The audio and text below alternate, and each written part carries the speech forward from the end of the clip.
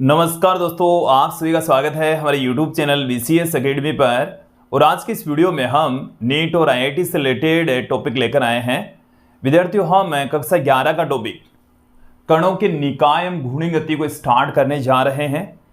इस चैप्टर में, इस टॉपिक में हम द्रव्यमान केंद्र के बारे में, घूर्णन गति से संबंधित तथा जड़त्व आघूर्ण के बारे में विस्तृत अध्ययन करने वाले हैं। और आज की इस वीडियो में हम द्रव्यमान केंद्र के बारे में संपूर्ण जानकारी लेने वाले हैं। द्रव्यमान केंद्र से रिलेटेड जितने भी तथ्य हैं वो आज की इस वीडियो में हम समझने वाले हैं, पढ़ने वाले हैं। विद्यार्थियों, इस वीडियो में हम देखेंगे कि द्रव्यमान केंद्र होता क्या है, द्रव्यमान केंद्र का स्थिति सदिश, उस द्रव्यमान केंद्र का वेग, एक्सेलरेशन, साथ में द्रव्यमान केंद्र पर लगने वाले बल को हम किस तरीके से प्रदर्शित करेंगे, द्रव्यमान केंद्र का जो संवेग है उसकी भी आज के इस वीडियो में चर्चा करेंगे। साथ में हम इन सब पर आधारित न्यूमेरिकल क्वेश्चंस भी आज के इस वीडियो में देखने वाले हैं, समझने वाले हैं। तो ये जो आज का हमारा वीडियो है वो सेंटर ऑफ मास पर निर्भर है, द्रव्यमान केंद्र पर आधारित वीडियो है। विद्यार्थियों, यदि आप हमारे YouTube चैनल पर नए हैं तो चैनल को सब्सक्राइब कर लीजिए, साथ में बेल आइकन भी दबा दीजिए ताकि आपको आगे की वीडियोज की नोटिफिकेशन मिलती रहे। मैं इस वीडियो को स्टार्ट करता हूं। सबसे पहले हम बात करेंगे घूर्णन गति की। रोटेशनल मोशन है क्या?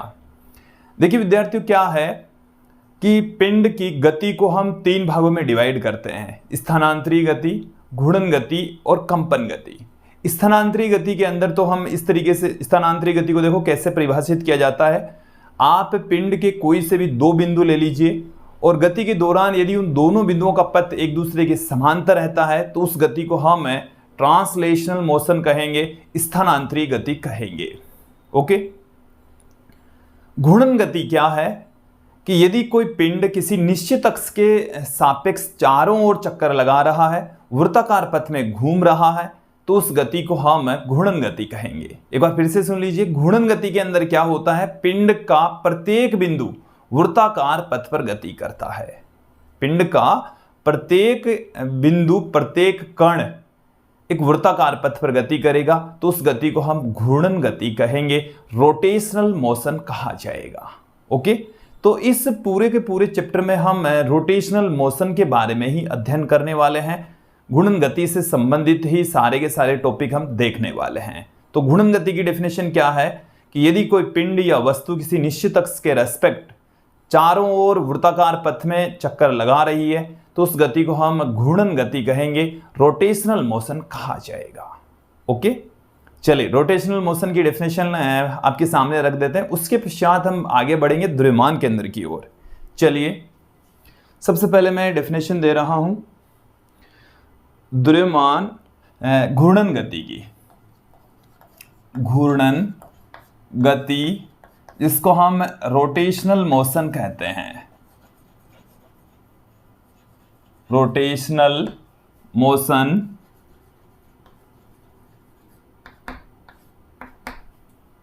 देखिए, रोटेशनल मोशन या घूर्णन गति किसे कहेंगे? यदि कोई पिंड किसी निश्चित अक्ष के चारों ओर, किसी निश्चित अक्ष के चारों ओर वृत्ताकार पथ में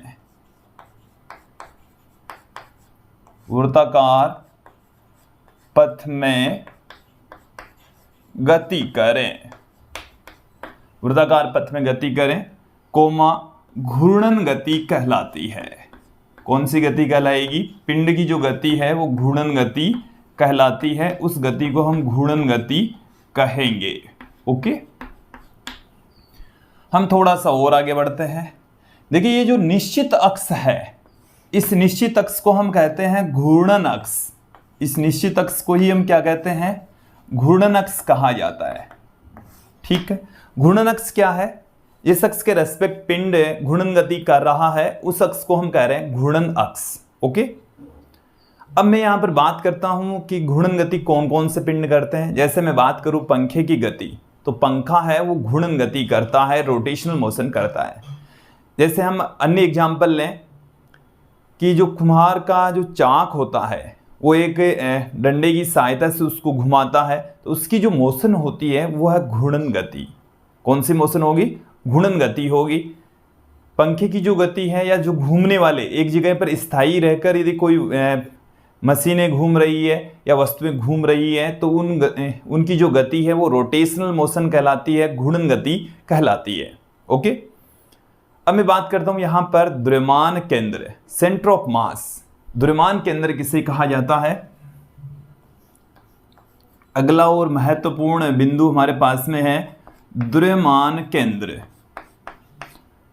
द्रव्यमान केंद्र, सेंटर ऑफ मास।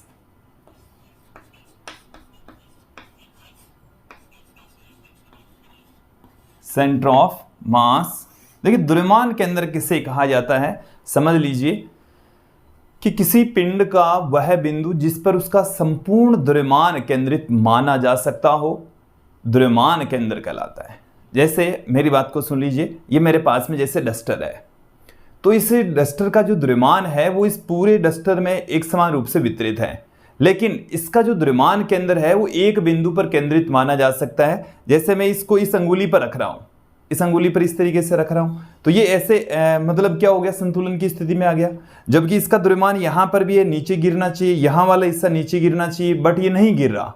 उसके पीछे रीजन क्या है कि इस अंगुली के ठीक सिद्ध में इसका द्रव्यमान केंद्र है, तो जो द्रव्यमान केंद्र होता है उसी के ऊपर बल लगता है, तो इसके ऊपर नीचे की ओर, इस अंगुली के सिद्ध में नीचे की ओर बल लग रहा है, जबकि ये जो अंगुली है उस बल की ठीक विपरीत दिशा में प्रतिक्रिया बल लगा रही है और इसको संतुलित कर रही है। हालांकि इसका द्रव्यमान हर जगह है, इधर से भी इस पर गुरुत्वाकर्षण बल लग रहा है, इधर से भी लग रहा है, बट किसी भी पिंड का जो द्रव्यमान केंद्र होता है उसी के ऊपर ही सारा का सारा बल केंद्रित मान सकते हैं। ओके, जैसे बल इस तरीके से लगता है जैसे वो द्रव्यमान केंद्र पर लग रहा हो।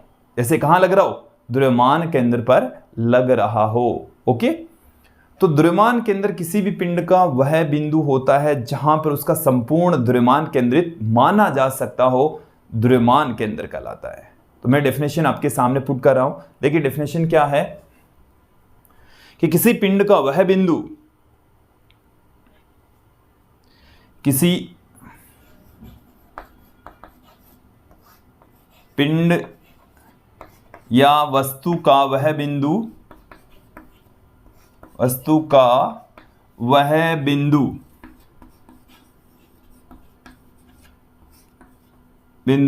जिस पर उसका संपूर्ण द्रव्यमान, उसका संपूर्ण द्रव्यमान केंद्रित माना जा सकता हो, द्रव्यमान केंद्रित माना जा सकता हो, संपूर्ण द्रव्यमान केंद्रित माना जा सकता हो, द्रव्यमान केंद्र कहलाता है। द्रव्यमान केंद्र कहलाता है। और देखिए जो द्रव्यमान केंद्र होता है उसी पर ही सभी बाह्य बल आरोपित माने जाते हैं। सभी बाह्य बल द्रव्यमान केंद्र पर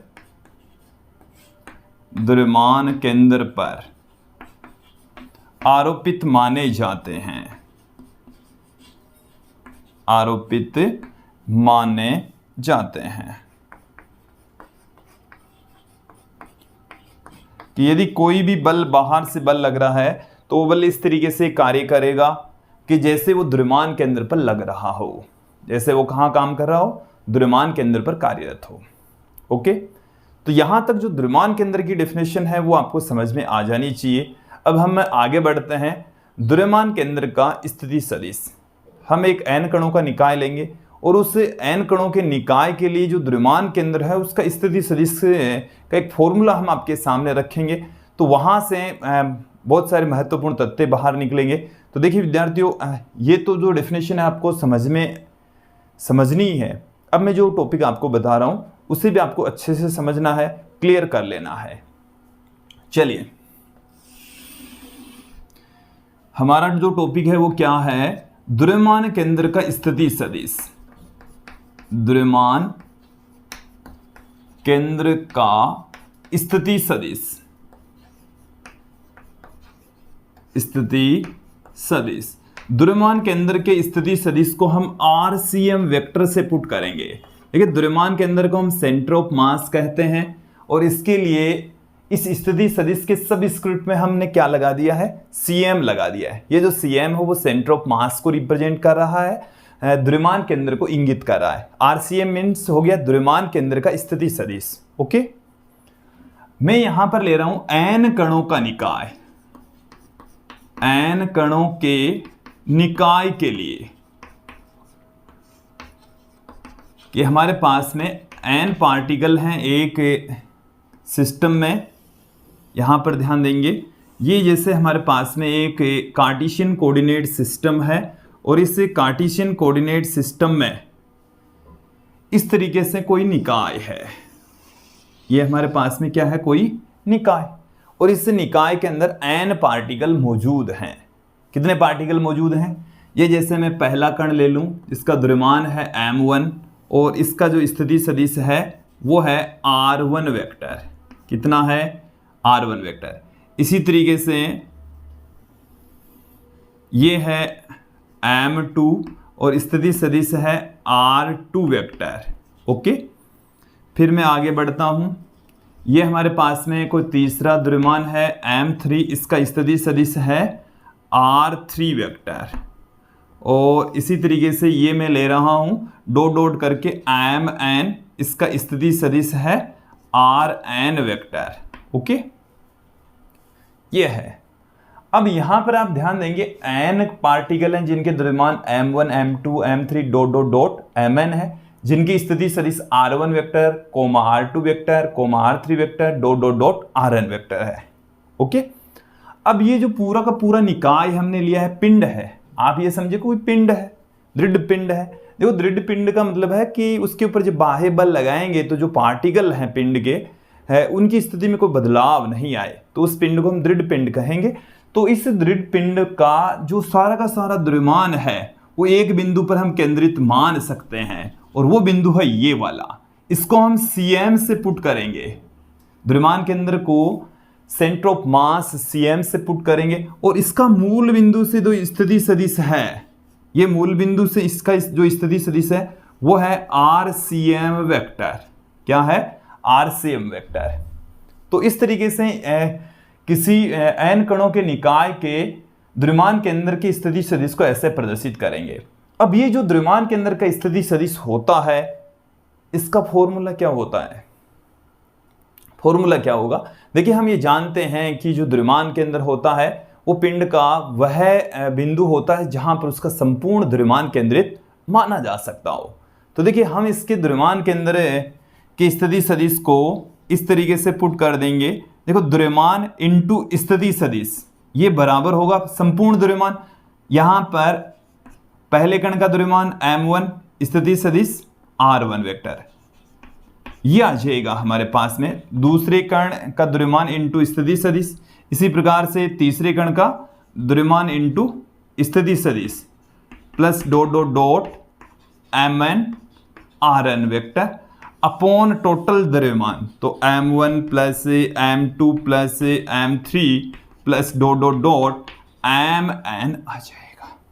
देखो, इससे आप एक बार समझ लीजिए कि हम क्या कर रहे हैं कि द्रव्यमान इंटू स्थिति सदिश, द्रव्यमान इंटू स्थिति सदिश जिसको हम द्रव्यमान आघूर्ण कहते हैं, और इस केंद्र के रेस्पेक्ट जो द्रव्यमान आघूर्ण है, तो इस सेंटर ऑफ मास का द्रव्यमान आघूर्ण कितना हो जाएगा, इसका द्रव्यमान, तो ये तो द्रव्यमान हो गया पूरे निकाय का द्रव्यमान इंटू स्थिति सदिश, तो RCM वेक्टर ये बराबर होगा अलग अलग कणों के द्रव्यमान आघूर्ण हो गए। देखो, द्रव्यमान आघूर्ण क्या होता है, द्रव्यमान गुणा जो मूल बिंदु है उससे स्थिति सदिश, मूल बिंदु का जो स्थिति सदिश और उस कण के द्रव्यमान का जो गुणा होता है उसको हम द्रव्यमान आघूर्ण कहते हैं।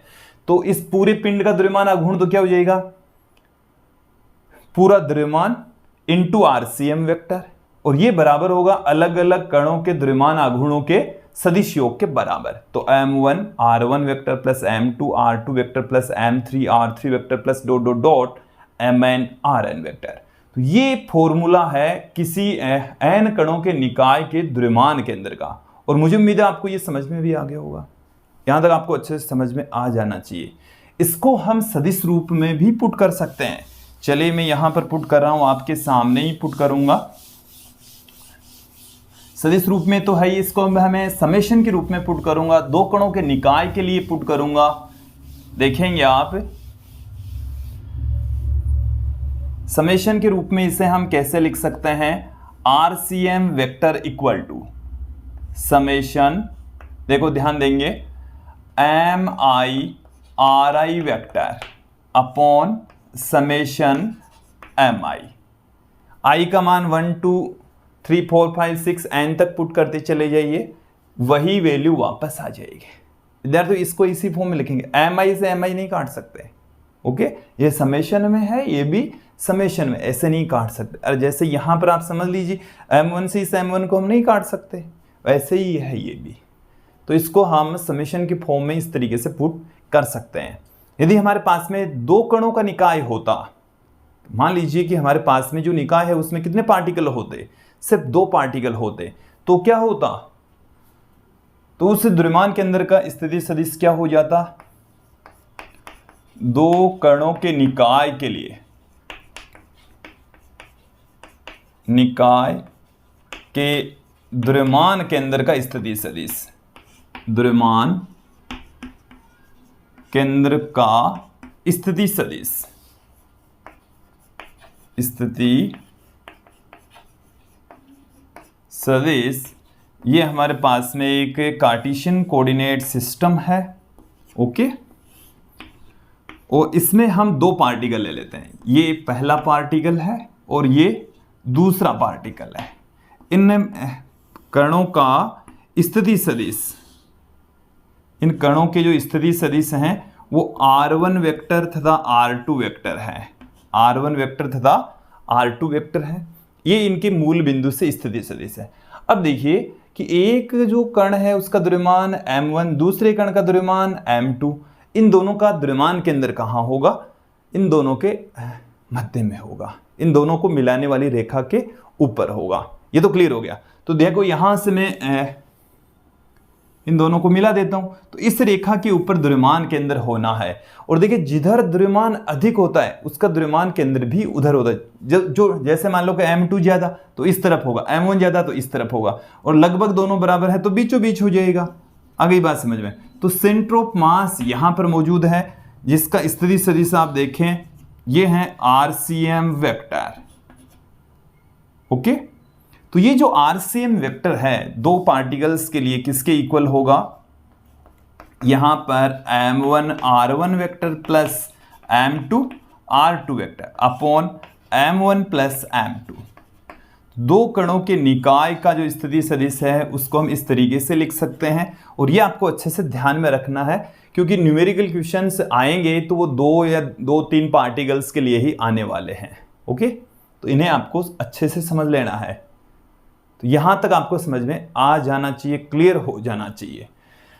मैं विद्यार्थी यहां पर एक और बात आपको समझा देता हूं कि हमने जिस प्रकार से स्थिति सदिश निकाला है, ठीक वैसे ही हम द्रव्यमान केंद्र का वेग फाइंड आउट करेंगे।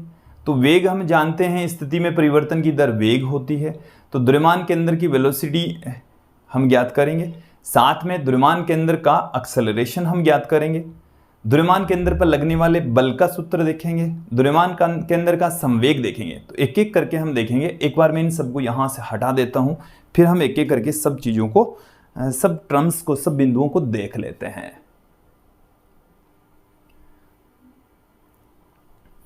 विद्यार्थियों, द्रव्यमान केंद्र की स्थिति सदिश के पश्चात हम आगे बढ़ते हैं। द्रव्यमान केंद्र का वेग, हम ये जानते हैं कि किसी भी पार्टिकल का जो वेग होता है वो स्थिति में परिवर्तन की दर के इक्वल होता है। तो द्रव्यमान केंद्र का जो वेग है इसे हम VCM वेक्टर से पुट करेंगे, देखिए वेग बराबर होता है स्थिति में परिवर्तन की दर, तो RCM vector upon D RCM vector upon D T. हम आरसीएम वेक्टर का टी के रेस्पेक्ट डिफरेंशिएशन कर देंगे, देन हमें वेलोसिटी प्राप्त हो जाएगी। देखिए हम क्या जानते हैं, आरसीएम वेक्टर इक्वल टू हम जानते हैं m1 r1 vector plus m2 r2 vector plus dot dot dot mn rn vector upon m1 plus m2 plus dot dot dot mn, ये हम जानते हैं। और जब हम डिफरेंशिएशन करेंगे तो हमें क्या मिल जाएगा, देखिए जो द्रव्यमान है अपॉन बट्टे में जो द्रव्यमान है वो है पूरे निकाय का द्रव्यमान, उसे हम कैपिटल M लेकर भी चल सकते हैं। ये तो एच बाहर आ जाएगा। अब देखो इसका मतलब हो गया कि m1 बाहर आ जाएगा, इसका डिफरेंशिएशन, फिर प्लस में m2 बाहर आ जाएगा, इसका डिफरेंशिएशन। जब इसका डिफरेंशिएशन करेंगे तो पहले कण का वेग, और पहले कण के वेग को हम v1 से पुट कर देंगे, तो m1 v1 फिर प्लस में m2। देखो इसका तो डिफरेंशिएशन नहीं होना, ये तो एच रहना है, तो मैंने यहां पर इसको तो एच रख दिया। ओके, जो अंश है इसका, तो यहां से m1 बाहर, इसका डिफरेंशिएशन करेंगे t के रेस्पेक्ट तो वो v1 आ गया। फिर इसी प्रकार से m2, इसका डिफरेंशिएशन करोगे तो v2 वेक्टर आ गया। फिर m3 v3 vector plus dot dot dot mn vn vector. Okay, ये हमें मिल चुका है VCM वेक्टर। इट मीन्स ये हमें प्राप्त हो चुका है द्रव्यमान केंद्र का वेग। इसे भी हम समेशन की फॉर्म में पुट कर सकते हैं। देखिए क्या लिखा जा सकता है, VCM vector equal to summation mi vi vector upon summation mi। तो इस तरीके से भी द्रव्यमान केंद्र की वेलोसिटी को हम पुट कर सकते हैं। इसके पश्चात हम थोड़ा सा और आगे बढ़ेंगे, द्रव्यमान केंद्र का एक्सेलरेशन, द्रव्यमान केंद्र का त्वरण। और हम ये जानते हैं कि जो त्वरण होता है वेग में परिवर्तन की दर के इक्वल होता है, तो द्रव्यमान केंद्र के वेग में परिवर्तन की दर है, उसी को ही हम एक्सेलरेशन कहेंगे। तो द्रव्यमान केंद्र का एक्सेलरेशन क्या हो जाएगा, द्रव्यमान केंद्र का त्वरण ACM वेक्टर से हम पुट करेंगे। देखिए किसके तुल्य होता है, ACM vector equal to D VCM vector upon dt। ये आ गया d by D T VCM। VCM हमारे पास में ये है, तो इसे मैं यहाँ पर पुट कर देता हूँ। देखिए पहले तो मैं ये वाला पुट करता हूँ, VCM की वैल्यू ये भी है, तो D RCM vector upon dt, और इसे हम क्या लिख सकते हैं, d2 RCM upon dt square. तो एक्सेलरेशन को इस तरीके से भी पुट किया जा सकता है। अब देखिए यदि मैं यहां पर इस VCM की वैल्यू पुट करता तो ACM वेक्टर इक्वल टू हमें क्या मिल जाएगा, यहां से d by D T VCM ये रहा हमारे पास में टोटली, तो m1 v1 vector plus m2 v2 vector plus dot dot dot mn vn vector upon m1 plus m2 plus dot dot dot mn। ये हमने VCM की वैल्यू पुट कर दी। अब इसे आप गौर करके देखिए कि जो अपॉन वाली राशि, बट्टे वाली जो राशि है, इसका डिफरेंशिएशन नहीं होना, ऊपर भी m1 m2 इनका डिफरेंशिएशन नहीं होना, v1 का डिफरेंशिएशन होना है। v1 का मतलब है पहले कण के वेग में परिवर्तन की दर, जो पहले कण का एक्सेलरेशन आ जाएगा। तो हमें क्या मिल जाएगा, देखिए ACM vector equal to m1 a1 vector. देखिए जब ये डिफरेंशिएशन हम करेंगे तो v1 का डिफरेंशिएशन करेंगे तो क्या आ गया, a1 वेक्टर, फिर उसी प्रकार से m2 a2 vector plus dot dot dot mn an vector upon m1 plus m2 plus dot dot dot mn। ये हमें मिल चुका है। देखिए इसे भी हम समेशन की फॉर्म में पुट कर सकते हैं। यही है हमारे पास में द्रव्यमान के अंदर का एक्सेलरेशन, और इसको हम समेशन के रूप में कैसे लिखेंगे, देखिए समेशन एम आई ए आई वेक्टर अपॉन समेशन एम आई। देखिए कई जगह पर इस समेशन एम आई को हम पिंड का जो कुल द्रव्यमान है उसके इक्वल भी ले सकते हैं। देन इसको हम एक बट्टे में कैपिटल एम से इसको लिखा जाता है, तो समेशन एम आई ए आई रह जाएगा। ओके, जो कैपिटल एम है वो है m1 plus m2 plus m3 dot dot dot mn। It means total जो द्रव्यमान है उसके इक्वल हमने कैपिटल M को पुट कर दिया है। जो निकाय है उसका द्रव्यमान हमने कैपिटल M लिया है। ओके, अब देखिए मैं यहां पर बात करता हूं जो दृढ़ पिंड है उस पर लगने वाला बल। देखिए दृढ़ पिंड पर लगने वाला बल, लगने वाला बल। देखिए हमने आपको बताया है कि दृढ़ पिंड पर जो बाह्य बल लगाते हैं वो इस तरीके से बिहेव करता है, जैसे जो बाह्य बल है ना वो द्रव्यमान केंद्र पर ही लगता हुआ माना जाता है। किस पर लगता हुआ माना जाएगा? द्रव्यमान केंद्र पर। तो पिंड का जो द्रव्यमान है वो तो कितना है m, और उस द्रव्यमान केंद्र का जो एक्सेलरेशन है वो क्या है एसीएम वेक्टर। तो दृढ़ पिंड पर लगने वाले बल को हम इस तरीके से इंगित करेंगे, ये भी समझ लीजिए F vector equal to capital M into ACM vector. ये भी समझ में आ जाना चाहिए। ओके, थोड़ा सा हम और आगे बढ़ते हैं। द्रव्यमान केंद्र का संवेग, द्रव्यमान केंद्र का संवेग मोमेंटम अब देखेंगे। तो देखिए उसको हम पीसीएम वेक्टर से पुट करेंगे। देखिए पीसीएम वेक्टर क्या है, हम संवेग का फॉर्मूला जानते हैं द्रव्यमान गुणा वेग। तो द्रव्यमान केंद्र का जो संवेग होगा, तो द्रव्यमान केंद्र का संवेग का मतलब हो गया पिंड का द्रव्यमान इंटू पिंड का द्रव्यमान केंद्र का वेग। ओके, तो यहां से हम देखिए क्या लिख सकते हैं, हम इसको इस तरीके से भी पुट कर सकते थे m1 v1 vector plus m2 v2 vector plus m3 v3 vector plus dot dot dot mn vn vector, ऐसे भी लिख सकते हैं। और देखो इससे हम क्या लिख सकते हैं, इसको m से ऊपर नीचे मल्टीप्लाई कर देंगे। तो ऊपर वाला जो m है वो तो कैपिटल M पड़ा ही है, नीचे जो m और ये वाली जो राशि उसको हम VCM वेक्टर पुट कर देंगे, एक ही बात है।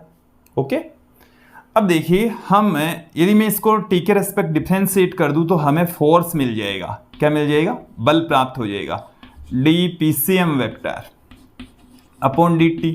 इसको मैं क्या लिख दूं, इसे हम m into VCM vector put कर सकते हैं। ओके, यदि द्रव्यमान निकाय का नियत है तो dVCM अपॉन dt, इसे हम m अपॉन में ACM वेक्टर भी पुट कर सकते हैं, जो कि मैंने यहां पर पहले ही पुट कर दिया था। ठीक है, तो किसी द्रव्यमान केंद्र का जो संवेग होता है वो अलग अलग कणों के संवेगों के सदिश योग के बराबर होता है। ओके, इस तरीके से हम पुट कर सकते हैं। एक महत्वपूर्ण रिजल्ट मैं आपको अब यहां पर बताऊंगा। स्थिति सदिश से रिलेटेड जो रिजल्ट हमने पढ़ा है RCM वेक्टर, वो ही वैल्यू मैं यहां पर आपको समझाने वाला हूं कि यदि द्रव्यमान केंद्र मूल बिंदु पर स्थित हो, द्रव्यमान केंद्र कहां पर मौजूद हो, मूल बिंदु पर स्थित हो, तो क्या होगा। चले मैं एक बार इन सब को हटा देता हूं। ये हमारे पास में जो फॉर्मूला है वो द्रव्यमान केंद्र के स्थिति सदिश का फॉर्मूला है। देखिए मैंने सब कुछ मिटा दिया है यहां से, इस तरफ से। ये जो वैल्यू है ये है RCM वेक्टर, RCM वेक्टर। देख लीजिए शुरू में हमने यही बताया था m1 r1 vector plus m2 r2 vector plus dot dot dot upon m1 plus m2 dot dot dot. ठीक है, यदि जो द्रव्यमान केंद्र है वो मूल बिंदु पर स्थित हो, देखो इसका मतलब समझना थोड़ा सा, यदि द्रव्यमान केंद्र मूल बिंदु पर मौजूद हो, द्रव्यमान केंद्र मूल बिंदु पर स्थित हो,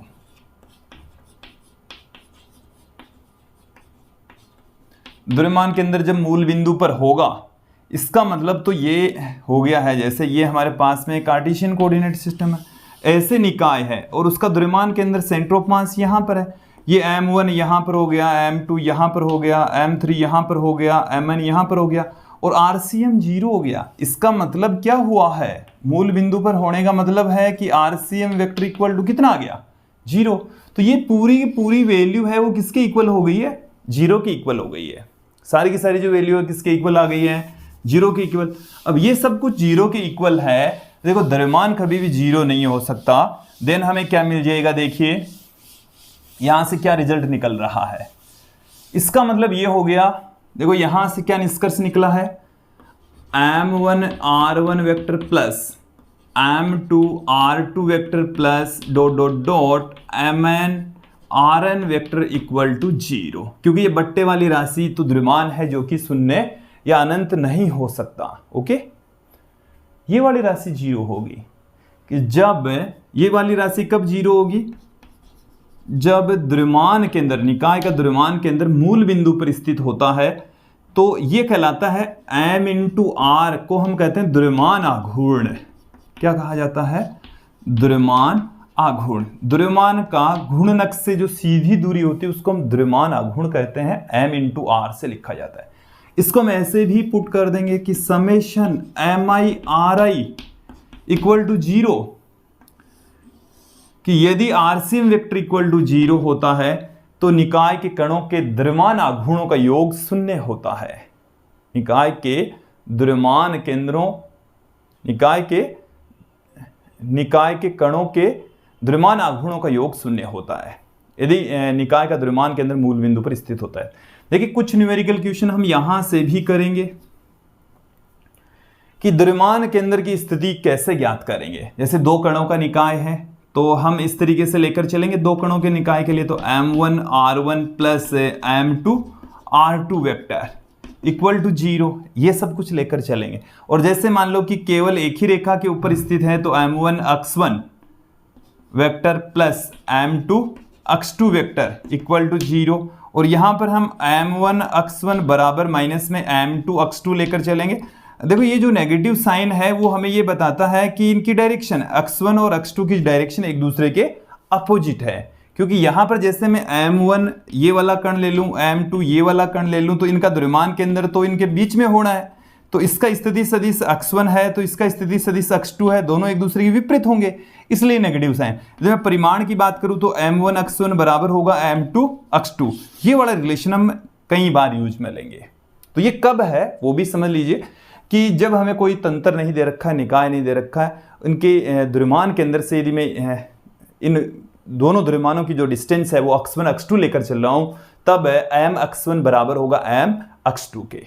ओके, तो यहां तक आपको समझ में आ जाना चाहिए, क्लियर हो जाना चाहिए। और एक महत्वपूर्ण बिंदु भी आपको समझ में आ जाना चाहिए कि जब निकाय का द्रव्यमान केंद्र मूल बिंदु पर स्थित होता है तो निकाय के कणों का द्रव्यमान आघूर्णों का सदिश योग 0 होता है। निकाय के कणों के द्रव्यमान आघूर्णों का योग 0 होता है, द्रव्यमानों का सदिश योग 0 होगा। Okay, clear.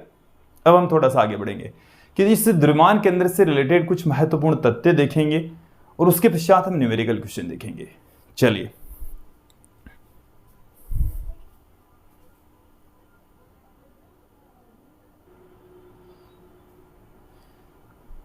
विद्यार्थियों अब यहां पर मैं चर्चा करूंगा द्रव्यमान केंद्र से रिलेटेड कुछ महत्वपूर्ण तथ्यों की। द्रव्यमान केंद्र से रिलेटेड कुछ महत्वपूर्ण बिंदु अब हम एक एक करके डिस्कस करेंगे। देखिए, सबसे पहला बिंदु कि द्रव्यमान केंद्र किसी वस्तु के, यदि द्रव्यमान केंद्र की मैं बात करूं तो उस वस्तु के द्रव्यमान केंद्र पर भौतिक रूप से द्रव्यमान हो भी सकता है और नहीं भी। द्रव्यमान केंद्र वस्तु से बाहर भी हो सकता है। ये मेरा पहला बिंदु है, उसको एकदम क्लियर कर लीजिए। जैसे मैं बात करूं, ये मेरे पास में पहला जो बिंदु है, जैसे ये हमारे पास में कोई चकती है, ठीक है, तो चकती के अंदर, चकती सिक्के की भांति होती है। चकती किसकी भांति है? सिक्के की भांति होती है। तो इसका द्रव्यमान केंद्र यहां पर होगा। मैंने यहां पर जो डॉट दिखाई है, यहां पर इसका क्या है? द्रव्यमान केंद्र है। तो इसका जहां पर द्रव्यमान केंद्र होता है वहां पर इसका द्रव्यमान भी मौजूद होता है, वहां पर इस चकती के पार्टिकल्स भी मौजूद होंगे।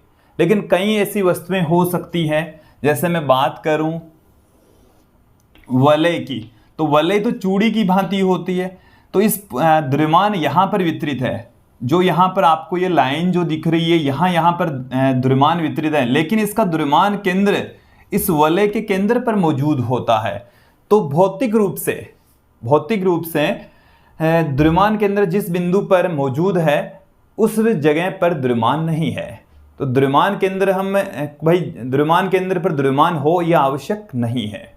ये बिंदु क्लियर हो जाना चाहिए कि चकती पर तो क्या होता है, द्रव्यमान केंद्र जहां होता है वहां पर द्रव्यमान भी होता है, वस्तु के पार्टिकल्स भी होते हैं, लेकिन वलय में नहीं होता, खोखले गोले में नहीं होता, खोखले बेलन में नहीं होता। अब मैं एक और बिंदु इसी के साथ में ही ऐड कर लीजिए कि द्रव्यमान केंद्र वस्तु के अंदर भी हो सकता है और बाहर भी। हालांकि ये जो से अंदरूनी भाग में ही है, इनके बीचों बीच में मौजूद है, लेकिन कई ऐसी वस्तुएं हो सकती है, जैसे मेरे पास में एक छड़ है, ये मेरे पास में एक एल शेप की छड़ है, इस टाइप की एक छड़ है, एल शेप है इसकी। तो इस छड़ का जो द्रव्यमान केंद्र है वो यहां पर मौजूद होगा। ये जो द्रव्यमान केंद्र है वो वस्तु के बाहर है, और यहां पर न तो द्रव्यमान है न ही ये वस्तु के अंदर मौजूद है। तो द्रव्यमान केंद्र पर भौतिक रूप से द्रव्यमान हो भी सकता है और नहीं भी, साथ में द्रव्यमान केंद्र वस्तु के अंदर भी हो सकता है और बाहर भी। ओके, अब मैं अगले बिंदु की ओर बढ़ता हूं। जो दूसरा जो बिंदु है हमारे पास में वो है कि द्रव्यमान केंद्र और गुरुत्व केंद्र में क्या अंतर है। देखिए, द्रव्यमान केंद्र का जो रिलेशन है वो द्रव्यमान से है, और गुरुत्व केंद्र का मतलब है कि उसका भार कहां पर लगता है। द्रव्यमान केंद्र और जो गुरुत्व केंद्र है उन दोनों का अलग अलग राशियों से संबंध है। द्रव्यमान केंद्र का तो मतलब है द्रव्यमान से, और गुरुत्व केंद्र का मतलब है भार से। और भार देखो, द्रव्यमान इंटू गुरुत्वाकर्षण होता है। देखिए, दूसरा जो महत्वपूर्ण बिंदु है वो क्या है कि द्रव्यमान केंद्र तो किससे रिलेटेड होता है, निकाय के द्रव्यमान से, कि संपूर्ण द्रव्यमान कहां पर केंद्रित होता है उस बिंदु को हम द्रव्यमान केंद्र कहते हैं। एक होता है गुरुत्वीय केंद्र, सेंटर ऑफ ग्रेविटी। तो गुरुत्वीय केंद्र भार से संबंधित है, कि किसी वस्तु का भार जिस बिंदु पर केंद्रित माना जा सकता है, कि संपूर्ण भार जिस बिंदु पर केंद्रित माना जा सकता है ना, उस बिंदु को हम गुरुत्वीय केंद्र कहते हैं। और वस्तु का संपूर्ण द्रव्यमान जिस बिंदु पर केंद्रित माना जा सकता है उसको हम द्रव्यमान केंद्र कहते हैं। तो डेफिनेशन अलग अलग है और वैसे दोनों में अंतर भी है, लेकिन जो नियमित वस्तुएं होती है, सम्मित जो वस्तुएं होती है, उनमें द्रव्यमान केंद्र और गुरुत्वीय केंद्र एक ही जगह पर होते हैं। जैसे गोला है, बेलन है, चकती है, वलय है, तो इन सब के अंदर क्या होगा, द्रव्यमान केंद्र और गुरुत्वीय केंद्र एक ही जगह पर मौजूद होंगे। और जो अनियमित वस्तुएं होती है उनमें द्रव्यमान केंद्र और गुरुत्वीय केंद्र अलग अलग भी हो सकते हैं, क्योंकि ये दोनों है ही अलग अलग चीजें। एक तो देखिए, एक तो भार की वजह से, एक द्रव्यमान के कारण से। मैंने दोनों को परिभाषित कर दिया, यहां पर क्लियर कर दिया है। हालांकि जो सम्मित वस्तुएं होती है उनमें द्रव्यमान केंद्र और गुरुत्वीय केंद्र दोनों एक ही जगह पर मौजूद होते हैं। ये क्लियर कर लीजिए, ठीक है। अगले बिंदु की ओर बढ़ते हैं। देखिए विद्यार्थियों, जो द्रव्यमान केंद्र की स्थिति होती है, द्रव्यमान केंद्र की स्थिति द्रव्यमान पर डिपेंड करती है। किस पर निर्भर करती है, द्रव्यमान पर निर्भर करती है। द्रव्यमान जिस वस्तु का द्रव्यमान जिस हिस्से में ज्यादा होता, द्रव्यमान केंद्र भी उसी दिशा में ही होता है। ओके, चलिए अगला जो बिंदु है वो है कि द्रव्यमान केंद्र की जो स्थिति है वो द्रव्यमान वितरण पर निर्भर करती है। द्रव्यमान केंद्र की स्थिति,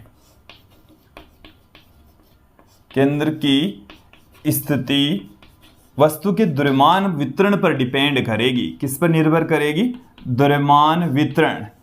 द्रव्यमान वितरण का मतलब है कि द्रव्यमान किस तरीके से वस्तु के अंदर मौजूद है, किस तरीके से वितरित है। ओके,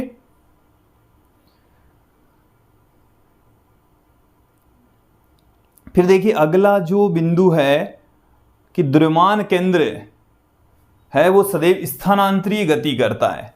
देखिए हमने गति 3 प्रकार की पढ़ी है, स्थानांतरिय गति, घूर्णन गति और कंपन गति। यदि कोई पिंड घूर्णन गति भी कर रहा है तो उसका द्रव्यमान केंद्र सदैव स्थानांतरिय गति करेगा, कि द्रव्यमान केंद्र केवल और केवल स्थानांतरिय गति करेगा, द्रव्यमान केंद्र घूर्णन गति नहीं करता। पिंड घूर्णन गति कर रहा है लेकिन उसका द्रव्यमान केंद्र फिर भी कौन सी गति करेगा?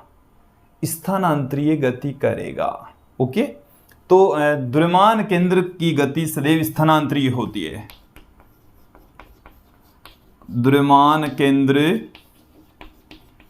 सदैव स्थानांतरिय गति करता है, सदैव स्थानांतरिय गति करता है। ओके,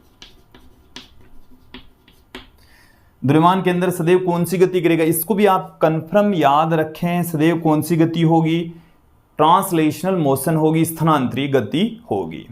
अब मैं थोड़ा सा आगे बढ़ता हूं कि देखिए जो वस्तुएं होती है, सममित जो वस्तुएं होती है, उनका केंद्र द्रव्यमान केंद्र सेम होते हैं, कि उनका जो ज्यामितीय केंद्र होता है वही उनका द्रव्यमान केंद्र होता है। जैसे मैं बात करूं गोले का केंद्र, तो गोले का केंद्र जो ज्यामितीय केंद्र होता है वही उसका द्रव्यमान केंद्र होता है। गोला है, जैसे हम ये जैसे वलय ले लिया तो वलय का केंद्र ही द्रव्यमान केंद्र होगा। चकती ले लिया तो चकती का केंद्र ही क्या हो गया?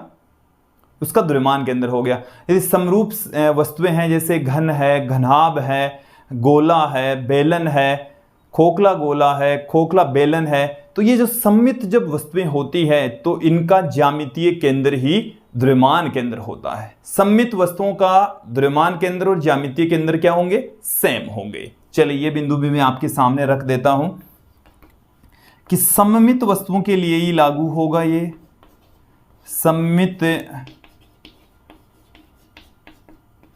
वस्तुओं का द्रव्यमान केंद्र और ज्यामितीय केंद्र, उन वस्तुओं का जो ज्यामितीय केंद्र है वो दोनों क्या होंगे? एक ही जगह पर होंगे, सेम ही होते हैं। ओके, अब थोड़ा सा और आगे बढ़ते हैं कि जब कोई बाह्य बल काम नहीं कर रहा, तो वस्तु जो द्रव्यमान केंद्र है उसकी स्थिति और वेग में कोई आंतरिक बलों से उसकी स्थिति और वेग में कोई परिवर्तन नहीं होता। एक बार मेरे इस स्टेटमेंट को दूसरे तरीके से समझे कि आंतरिक बलों के कारण से द्रव्यमान केंद्र की स्थिति और वेग पर कोई इफेक्ट नहीं पड़ता। मेरी बात को एक बार फिर से सुन लीजिए। आंतरिक बल लग रहे हैं और आंतरिक बल के कारण से जो द्रव्यमान केंद्र की वेलोसिटी उसमें कोई परिवर्तन नहीं हो सकता, साथ में उसकी स्थिति में भी कोई परिवर्तन नहीं हो सकता। चलिए मैं आपके सामने रख देता हूं ये बिंदु भी। आंतरिक बलों के कारण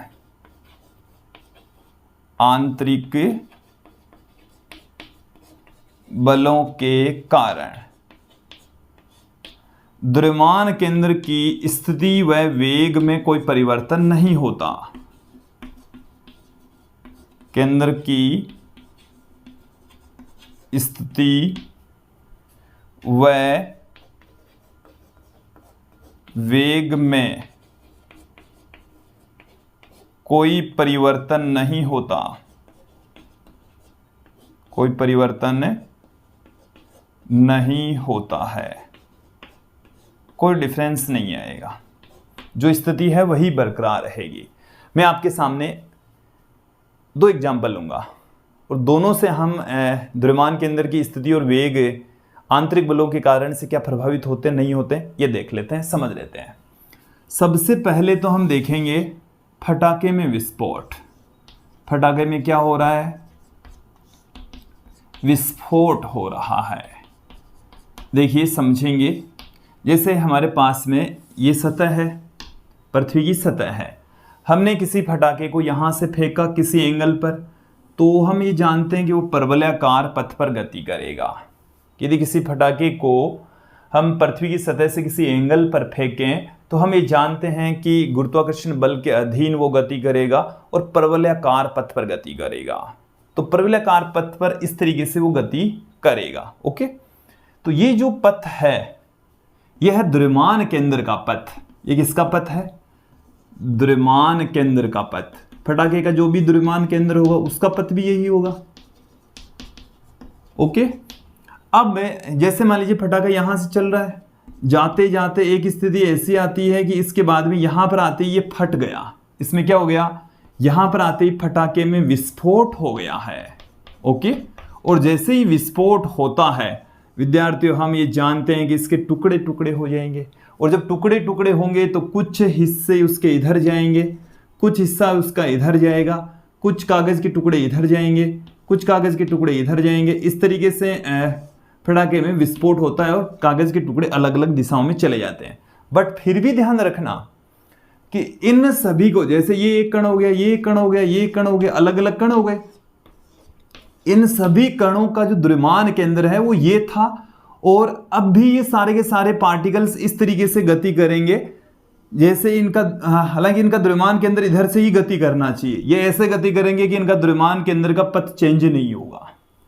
तो जो विस्फोट जब हुआ फटाके में, तो ये एक आंतरिक बल है, और आंतरिक बल के कारण से जो द्रव्यमान केंद्र है उसके पथ में कोई बदलाव नहीं आएगा, उसकी स्थिति में कोई बदलाव नहीं आएगा। हालांकि बाह्य बल के प्रभाव में द्रव्यमान केंद्र जिस हिसाब से गति कर रहा था उसी हिसाब से ही गति कर रहा, प्रबलाकार पथ पर गति कर रहा था, प्रबलाकार पथ पर ही गति करेगा, लेकिन जो पथ है उसका उसी पथ पर ही गति करेगा, प्रबलाकार पथ पर ही इसका द्रव्यमान केंद्र गति करेगा। ओके, ये समझ में आ जाना चाहिए।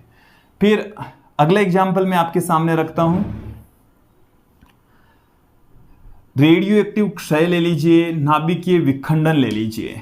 मैं यहां पर रेडियो एक्टिव क्षय लेकर चल रहा हूं, और रेडियो एक्टिव क्षय जैसे हमारे पास में ये कोई नाभिक है, ये हमारे पास में कोई नाभिक है, और जैसे मैं इस नाभिक को ले लूँ, ये यूरेनियम 238 है, यूरेनियम 238। और जब इस यूरेनियम 238 में से अल्फा पार्टिकल का क्षय होता है, 2He4 जब बाहर निकलता है, तो देखिए इसका द्रव्यमान केंद्र यहाँ पर मौजूद था, इसका द्रव्यमान केंद्र इस बिंदु पर, और जब इनमें विस्फोट हो जाता है, विस्फोट का मतलब है कि यहाँ पर क्या हो रहा है, रेडियो एक्टिव तत्व है, और रेडियो एक्टिव तत्व में से अल्फा कण जब बाहर निकलता है तो थ्योरियम बन जाएगा, और साथ में क्या बन जाएगा, यहाँ पर अल्फा कण बाहर निकलेगा। अल्फा कण होता है 2He4, 2He4। तो देखिए यहाँ पर इन दोनों का जो द्रव्यमान केंद्र है वो यहीं पर रहेगा, द्रव्यमान केंद्र की स्थिति में कोई बदलाव नहीं आएगा। हालांकि ये अल्फा कण इधर गति कर रहा है, ये इधर गति कर रहा है, लेकिन इनके द्रव्यमान केंद्र की स्थिति में कोई बदलाव नहीं आएगा, क्योंकि रेडियो एक्टिव क्षय एक आंतरिक बल लगने की प्रक्रिया है, और इस प्रक्रिया में द्रव्यमान केंद्र की स्थिति में कोई बदलाव नहीं आएगा। ओके, ये समझ में आ जाना चाहिए, क्लियर हो जाना चाहिए। देखिए मैंने एक ऐसा क्वेश्चन भी देखा है कि जैसे मान लीजिए कि कोई नाव है, छोटी नाव है, एक व्यक्ति यहां पर बैठा है, एक व्यक्ति यहां पर बैठा है, ठीक है, और ये स्थिर है, पानी में स्थिर है, और यदि नाव में ये व्यक्ति एक बिंदु से दूसरे, इसका द्रव्यमान केंद्र यहां पर है, तो व्यक्ति यदि इधर उधर जा रहे हैं तो इनके द्रव्यमान केंद्र पर कोई इफेक्ट नहीं पड़ेगा। पूरे निकाय के अंदर यदि कोई पार्टिकल्स इधर उधर जा रहे हैं या किसी बल के प्रभाव में वो गति कर रहे हैं तो उनके द्रव्यमान केंद्र में कोई बदलाव नहीं आएगा, द्रव्यमान केंद्र की स्थिति में कोई परिवर्तन नहीं आएगा। तो ये भी आप क्लियर कर लीजिए कि द्रव्यमान केंद्र की स्थिति वेग में बदलाव केवल बाह्य बल कर सकता है, आंतरिक बल से द्रव्यमान केंद्र की स्थिति और वेग में कोई परिवर्तन नहीं होगा। ओके, अब हम कुछ न्यूमेरिकल क्वेश्चन ले लेते हैं जिससे हम द्रव्यमान केंद्र की स्थिति, सदिश, वेग आदि की यहां पर चर्चा करेंगे। चलिए देख लेते हैं कुछ न्यूमेरिकल क्वेश्चन देख लेते हैं। पहला न्यूमेरिकल क्वेश्चन देखिए क्या है कि 200 ग्राम व 500 ग्राम द्रव्यमान की दो वस्तुओं के वेग क्रमशः 10 I मीटर प्रति सेकंड और 3 I प्लस 5 J मीटर प्रति सेकंड है, तो द्रव्यमान केंद्र का वेग क्या होगा। हमें यहाँ पर दो पार्टिकल दे रखे हैं जिनकी वेलोसिटी दे रखी है, द्रव्यमान दे रखे हैं, और जो द्रव्यमान केंद्र है उसकी वेलोसिटी हमें पूछी गई है। तो देखिए यहाँ पर ये जो द्रव्यमान है ये तो है m1, ये है m2, ये है v1 और ये वेलोसिटी है v2। तो द्रव्यमान केंद्र का जो वेग है vcm वेक्टर बराबर m1 v1 vector plus m2 v2 vector upon m1 plus m2 से हम पुट कर देंगे then VCM vector equal to क्या आ जाएगा, M1 की वैल्यू कितनी 200 ग्राम मतलब 0.2, V1 कितना 10 आई कैफ, फिर प्लस में M2 है 0.5 और V2 कितना है 3 I cap plus 5 J cap, okay, upon 0.2 plus 0.5, then यहाँ से गुणा कर दीजिए 2 आई कैप प्लस इसको इससे गुणा करेंगे तो 1.5 आई कैप प्लस इसको इससे गुणा करेंगे तो 2.5 जे कैप अपॉन 0.7, ये हमें मिल चुका है। इसे हम ऐड करेंगे देन यहाँ पर हमें क्या मिल जाएगा 3.5 आई कैप प्लस 2.5 जे कैफ अपॉन 0.7। अब इसमें भाग लगाएंगे तो पॉइंट हट जाएगा, 7 का भाग 35 में 5 बार में चला जाएगा तो 5 आई कैप प्लस पॉइंट यहाँ पर भी हट जाएगा 25/7 जे कैप। ये मीटर प्रति सेकंड में द्रव्यमान के अंदर की वेलोसिटी होगी, okay. VCM vector equal to 5 I cap plus 25/7 J cap metre प्रति सेकंड, ओके। नेक्स्ट क्वेश्चन देखिए क्या है, कार्बन मोनोऑक्साइड। कार्बन मोनोऑक्साइड का मतलब क्या हो गया C और O है कि एक अणु में कार्बन तथा ऑक्सीजन परमाणुओं के बीच की जो दूरी है वो 1.1 एंगस्ट्रॉम है। कार्बन का द्रव्यमान 12 एटॉमिक मास यूनिट और ऑक्सीजन का द्रव्यमान है 16 atomic mass unit. Carbon monoxide के द्रव्यमान केंद्र का स्थिति सदिश पूछा है, जो निकाय है उसका स्थिति सदिश पूछा है, जबकि हमें दोनों के बीच की डिस्टेंस दे रखी है, दोनों पार्टिकल का द्रव्यमान दे रखा है। देखिए द्रव्यमान केंद्र से इनका जो स्थिति सदिश है दोनों कणों के बीच में होगा। मैंने आपको एक लास्ट में इस वीडियो के अंदर एक कंडीशन बताई थी M1 x1 बराबर M2 x2, जब दो ही कणों का निकाय हो और दोनों का द्रव्यमान केंद्र मूल बिंदु पर अवस्थित होता है तो उस कंडीशन में तो द्रव्यमान केंद्र से इनकी जो डिस्टेंस है द्रव्यमान केंद्र से ऐसे है, समझिए कि ये कार्बन है और ये ऑक्सीजन है, तो इसको तो मैं कह दूं M1 और इसे मैं कह दूं M2 और इनका जो द्रव्यमान केंद्र है सेंटर ऑफ मास यहाँ पर मौजूद है। तो द्रव्यमान केंद्र से इनकी जो स्थिति है वो एक तो है x1 दूसरी है x2। तो द्रव्यमान केंद्र से स्थिति हम देख रहे हैं, तो द्रव्यमान केंद्र से स्थिति देखने का मतलब हो गया द्रव्यमान केंद्र मूल बिंदु पर है। स्थिति कहाँ से देखते हैं, मूल बिंदु से देखते हैं। स्थिति कहाँ से देखते हैं, अरे किसी भी कण की स्थिति कहाँ से देखी जाती है, ओरिजिन से देखी जाती है, मूल बिंदु से देखी जाती है। यहाँ पर हम देख रहे हैं द्रव्यमान केंद्र से, तो यहाँ पर जो द्रव्यमान केंद्र से स्थिति देख रहे हैं इट मीन्स ये मूल बिंदु की तरह काम कर रहा है यहाँ पर, और मूल बिंदु की तरह काम करता है तो M1 R1 vector plus M2 R2 vector equal to 0। और यहाँ पर दो ही पार्टिकल है तो M1 x1 vector plus M2 x2 vector equal to 0। यहाँ पर हम M1 x1 बराबर M2 x2 भी लिख सकते हैं क्योंकि x1 और x2 दोनों की डायरेक्शन क्या है, एक दूसरे के अपोजिट है, ओके। देन यहां से क्या आ जाएगा, हमें क्वेश्चन में एक बात तो ये दे रखी है कि x1 प्लस x2 ये 1.1 एंगस्ट्रॉम है, ओके। साथ में हमें XCM निकालना है, XCM द्रव्यमान केंद्र की स्थिति। द्रव्यमान केंद्र की स्थिति देखिए, द्रव्यमान केंद्र की स्थिति द्रव्यमान केंद्र से ही नाप रहे हैं हम, तो इसके किसी एक परमाणु से हमारे को डिस्टेंस देखनी है कि भाई कार्बन से कितनी डिस्टेंस के ऊपर द्रव्यमान केंद्र है या ऑक्सीजन के परमाणु से कितनी दूरी पर है। यहाँ ऑप्शन होते, ऑप्शन इसमें 4 ऑप्शन होंगे, कार्बन से इतनी दूर पर, ऑक्सीजन से इतनी दूर पर, और वो डिस्टेंस हमें ऑप्शन में मिलती। हालांकि यहाँ पर मैंने आपको ऑप्शन नहीं दिखाए हैं, बट हमें कुल मिलाकर x1 और x2 की वैल्यू फाइंड आउट करनी है। तो देखिए M1 M2 दे रखे हैं, तो यहां पर क्या हो जाएगा M1 x1 plus M2 x2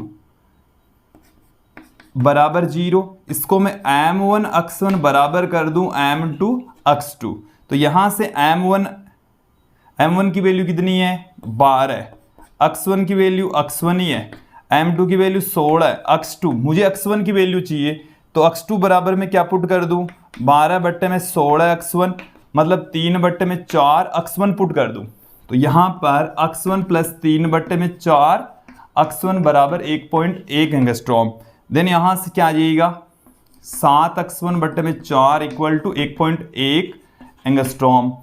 यहाँ से x1 बराबर आ गया, इसको इससे मल्टीप्लाई कर देंगे तो 4.4/7 एंगस्ट्रॉम, और यहाँ से आ जाएगा हमारे पास में 6 बार में 42, 2 रह गया तो 20 में ये 3 बार में कंसीडर कर ले। 21 होता तो 3 बार में चला जाता, तो 0.63 एंगस्ट्रॉम आएगा।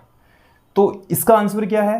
कार्बन परमाणु से 0.363 एंगस्ट्रॉम डिस्टेंस के ऊपर द्रव्यमान केंद्र होगा। यहां से कितनी दूरी पर? 0.63 एंगस्ट्रॉम दूरी पर, इससे तो। और ऑक्सीजन से 1.1 में से घटा लेंगे तो 0.47 एंगस्ट्रॉम दूरी। ऑक्सीजन से कितनी दूरी पर? 0.47 एंगस्ट्रॉम की डिस्टेंस के ऊपर। ये क्लियर हो जाना चाहिए। नेक्स्ट क्वेश्चन की ओर बढ़ते हैं। 3 कणों के निकाय जिसमें प्रत्येक का द्रव्यमान स्मॉल m है, क्रमशः बिंदुओं 1 1, 2 2 और 3 3 पर स्थित है। द्रव्यमान केंद्र के निर्देशांक क्या होंगे? देखिए हमें यहाँ पर 3 पार्टिकल दे रखे हैं, तीनों m1 m2 m3, तीनों का ही द्रव्यमान कितना है? बराबर है। और क्वेश्चन में हमें m बता रखा है। अब देखिए इसका जो स्थिति सदिश है वो x1 y1 ये है, फिर x2 y2, x3 y3 ये दे रखे 1 1 2 2 3 3। द्रव्यमान केंद्र का स्थिति सदिश क्या आएगा? तो हमें एक तो XCM ज्ञात करना है, एक YCM ज्ञात करना है। तो XCM बराबर m1 x1 plus m2 x2 plus m3 x3 upon m1 plus m2 plus m3। यहां पर सबकी वैल्यू पुट कर देते हैं। m x1 की वैल्यू कितनी है? 1 plus m into 2 plus m into 3 बट्टे में m प्लस m। तो यहां से 1m 2m और 3m, तो ये 6m हो गया। 6m बट्टे में 3m बराबर आ गया 2 इकाई आ गया। ओके, सिमिलर तरीके से सेम टू सेम ही YCM निकाल लेंगे हम। सिमिलर ही निकलेगा, कहीं कोई डिफरेंस नहीं आने वाला। देखिए YCM equal to m1 y1 plus m2 y2 plus m3 y3 upon m1 plus m2 plus m3। Then यहां से YCM इक्वल टू कितना आ जाएगा? ये तो m है, m into 1 plus m into 2 plus m into 3 बट्टे में m प्लस, यहां पर तो क्या है कि दोनों ही कोऑर्डिनेट सेम दे रखे हैं। यदि अलग अलग होते तो हम ये x1 y1 x2 y2 इस हिसाब से इस फॉर्मूले में पुट करते और वैल्यू आ जाती। ठीक है, घबराना नहीं है क्वेश्चन को देखकर। तो ये भी कितना हो गया? 6m बट्टे में 3m बराबर 2। तो जो निर्देशांक हैं XCM और YCM वो हमें क्या मिल चुके हैं? 2 और 2 मिल चुके हैं। ये किसके कोऑर्डिनेट हैं? द्रव्यमान केंद्र के कोऑर्डिनेट है 2 2 के ऊपर। देखो ये जो कार्टेशियन कोऑर्डिनेट सिस्टम है 1 1 के ऊपर तो पहला कण, 2 2 पर दूसरा कण, 3 3 पर तीसरा कण। तो द्रव्यमान केंद्र इन तीनों कण का कहाँ होगा? 2 2 पर होगा। कहाँ पर होगा? 2 2 पर होगा। यदि द्रव्यमान केंद्र यहाँ पर निर्देशांक है, वो यदि कोई निर्देशांक नेगेटिव में होता तो नेगेटिव में पुट कर देते हम, कहीं कोई दिक्कत नहीं है। जैसे हमें दिए हुए हैं वैसे ही इन फॉर्मूलों में पुट करने हैं, हमारे पास में द्रव्यमान केंद्र का स्थिति सदिश आ जाएगा। ओके, क्लियर हो जाना चाहिए। 1 2 क्वेश्चन और लेते हैं।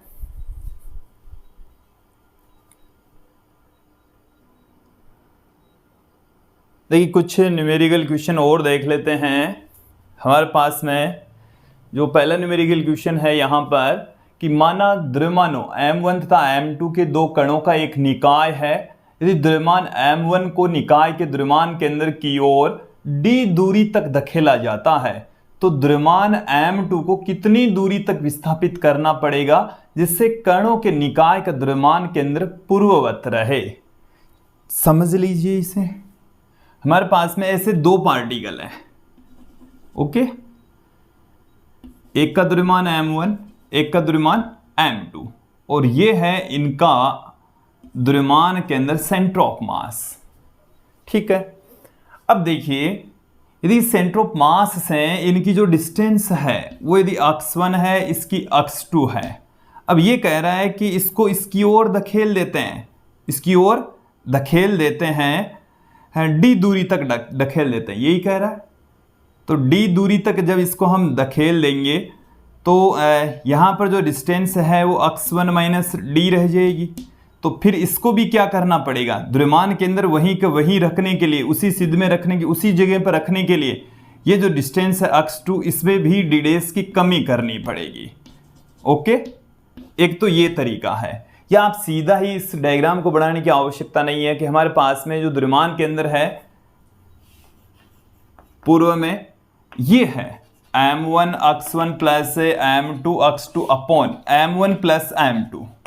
अब नया जो स्थिति है उसमें हम क्या कर रहे हैं कि x1 में d परिवर्तन कर रहे हैं। x1 में कितना परिवर्तन कर रहे हैं भाई, किधर किसका आ रहे हैं, किधर नहीं किसका आ रहे हैं, d परिवर्तन कर रहे हैं। कुल मिलाकर कितना परिवर्तन कर रहे हैं, तो ये x1 प्लस डी हो गया। ऐसे कितना हो गया, x1 प्लस डी हो गया। फिर प्लस में m2, जो x2 है उसमें हमने कंसीडर कर लिया, ये तो क्वेश्चन में दिया हुआ है कि भाई इसको d दूरी तक धकेल दिया। अब इसमें हम परिवर्तन कर लेते हैं d डैश, तो द्रव्यमान केंद्रों की स्थिति में कोई बदलाव नहीं आता। ये क्वेश्चन में कहा गया है कि RCM बराबर है RCM डैश के, देन यहाँ से क्या आ जाएगा m1 x1 plus m2 x2 upon m1 plus m2 बराबर m1 x1 plus D plus m2 x2 plus D upon m1 plus m2। यहाँ से m1 प्लस m2 से m1 प्लस m2 कट जाएगा, इधर m1 x1 से इधर m1 x1 cut जाएगा, m2 x2 से m2 x2 कट जाएगा। यहाँ पर देखो क्या बचेगा, m1d प्लस m2d डैश बच जाएगा, m2d डैश बच जाएगा बराबर में 0। तो d डैश बराबर यहाँ पर हमें क्या मिल जाएगा, माइनस में m1 बट्टे में m2 इंटू में d प्राप्त हो जाएगा। ओके, d डैश बराबर माइनस में m1 upon m2 into d, ये होगा d डैश। इतना मतलब इसका मतलब ये हुआ कि d से विपरीत दिशा में हमें विस्थापित करना पड़ेगा। d भाई इधर है तो ये इधर होगा। ओके, बात तो समझ में आ जानी चाहिए। यहां पर तो हम RCM को ही 0 कर दे तब आता ये यहां पर इस स्थिति में d डैश प्लस आता क्योंकि हमने दोनों तरफ से ही माइनस कर दिया। ओके, इस तरीके से आपको अच्छे से समझ में आ जाना चाहिए। अब हम इस वीडियो के अंतिम दौर में अंतिम क्वेश्चन यहां पर ले रहे हैं। देखिए क्या है क्वेश्चन, देखिए विद्यार्थियों ये क्वेश्चन भी देख लीजिए। एक हमने समझा दिया था, वीडियो बाय मिस्टेक रुक गया था, इस वजह से ये रह गया अधूरा। चलिए इसको समझ लेते हैं। यहाँ पर कि दो द्रव्यमान है m1 तथा m2, द्रव्यमानहीन तथा अवितन्य डोरी से परस्पर जुड़े हुए हैं जो कि एक भारहीन तथा घर्षण रहित घिरनी से होकर जाती है। द्रव्यमान के अंदर का एक्सेलरेशन क्या होगा। क्वेश्चन में हमें इस तरीके से बता रखा है कि दो पिंड है m1 तथा m2 जिसमें m1 बड़ा है m2 छोटा है, एक घर्षण रहित द्रव्यमानहीन और अवितन्य डोरी से लटके हुए हैं। तो ये जो द्रव्यमान है वो A त्वरण से नीचे जाएगा, ये जो द्रव्यमान है वो A त्वरण से ऊपर जाएगा। दोनों का जो परिमाण है वो हमने लास्ट चैप्टर में ही देख लिया था, A बराबर m1 minus m2 upon m1 plus m2 into G होता है। एक A त्वरण से नीचे तो दूसरा A त्वरण से ऊपर। पहले कण का जो एक्सेलरेशन A1 है वो A के बराबर है, दूसरे का A2 बराबर माइनस A के बराबर है क्योंकि डायरेक्शन एक दूसरे के अपोजिट है। अब द्रव्यमान के अंदर का जो एक्सेलरेशन है उसका formula m1 a1 vector plus m2 a2 vector upon m1 plus m2 होता, ये हमने इस वीडियो में देख लिया था। अब यहाँ पर देखें a1 की वैल्यू a, a2 की वैल्यू माइनस a और a यहाँ से कॉमन ले लेंगे। चलिए यहाँ पर क्या आया हमारे पास में m1 minus m2 upon m1 plus m2 into a। तो यहाँ पर मैंने ये a का मान पुट कर दिया, ये रहा a का मान। तो यहाँ से ये सेम वैल्यू है, इसका स्क्वायर हो गया, ये आ गया ACM। ओके, तो मुझे उम्मीद है आपको ये जो क्वेश्चन है वो अच्छे से समझ में आया। ये जो आज का वीडियो है जो कि द्रव्यमान केंद्र पर पूर्णतः आधारित था वो भी अच्छे से समझ में आया होगा। अगला जो हमारा वीडियो होगा वो घूर्णन गति से संबंधित होगा। घूर्णन गति से संबंधित जो टर्म्स है, कोणीय विस्थापन है, कोणीय वेग है, कोणीय त्वरण है, बलयुग्म आघूर्ण है, बल आघूर्ण है, इन सब के बारे में चर्चा करेंगे। आज के इस वीडियो में इतना ही। धन्यवाद दोस्तों।